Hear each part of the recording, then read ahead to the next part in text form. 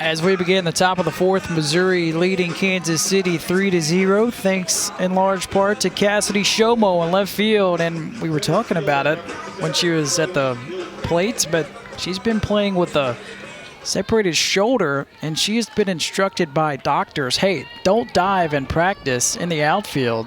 But she's such a good defender. You know, that's so hard for her not to dive and give everything that she's got. You know, a player like Cassidy Shomo, she really just kind of goes all out for her team, and it's really hard with players like that to kind of flip the switch and say, all right, I can't dive right here. I got to be careful. No, there's an out on the line for my team. I want to win this game. I'm going to give it all I have. And that's what Cassidy does every time she goes out there to play left field. Kansas City has the leadoff batter, Chloe Hilbrenner, who's 0-1 with a strikeout, but it kind of impacts her defensively because she can't raise her arm above her head. Like she has a question in class or something, she can't raise her hand up that high. As that's outside, 1-2. Once again, though, when you're kind of going for that ball, you might not really feel it.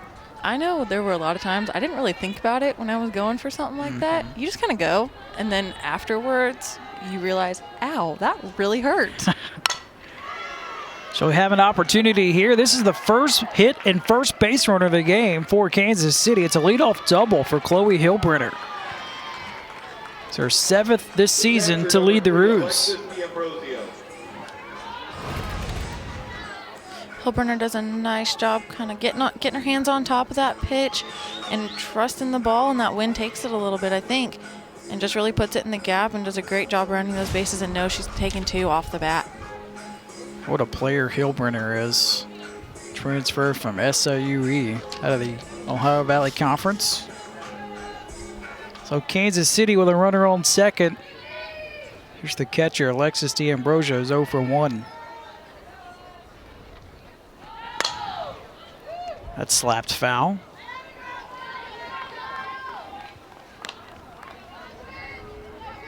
D'Ambrosio batting .202 entering today. She has played in now 155 games at Kansas City. Check swing. Does she go around? We'll have the appeal down to third, and she does, according to Eric Fletcher, umpire third.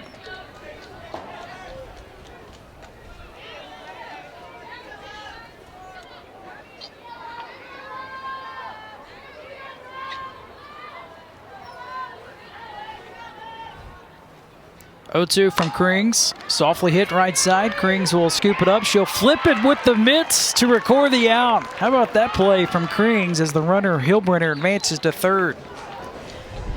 You know, they do PFPs all the time in practice. It's one of those things that as a pitcher you better make sure you can pitch, but you can also field the ball and get the outs when maybe you do your job and you have to do it a second time to get that out.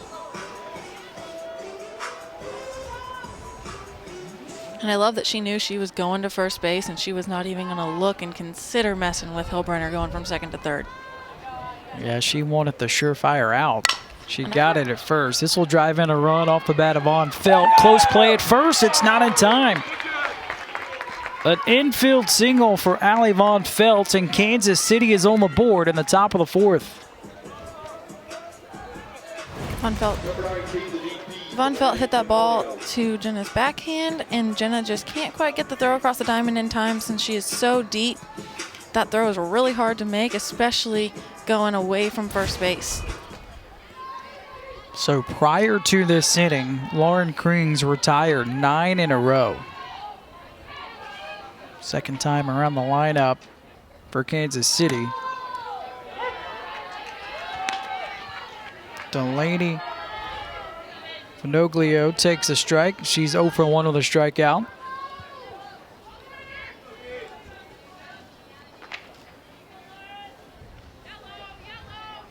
In her senior season, fouls it back.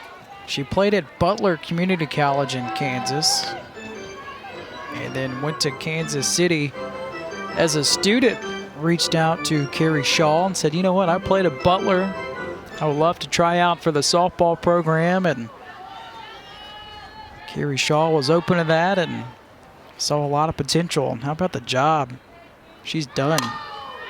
As she will sky one behind the bag at second, and Kendall Bailey makes the catch for the second out of the inning. You know, you love to hear stories like that. Somebody really sticks up and kind of fights for themselves to get a chance, and it's great that she got one, and she's taking advantage of it.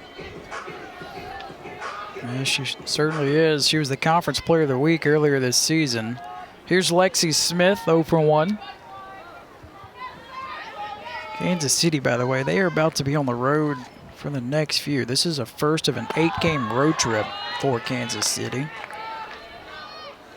That is a long time. That is a lot of games to play on the road. Sure is. As a player, those weeks are fun, but they are difficult, especially with all the school you have to juggle. It is definitely a long 8 games. This is their 3rd season back in the Summit League. Kansas City, they were originally an independent from 1986 to 1994. Longtime members of the Summit League, left the Summit League to go to the WAC from 2013 to 2019. Now they are back in the Summit League. They were picked preseason, tied for 2nd in the conference. Lauren Creans up to 6 strikeouts. Kansas City tacks on a run on 2 hits as we head to the bottom of the 4th, 2-run lead for the Tigers.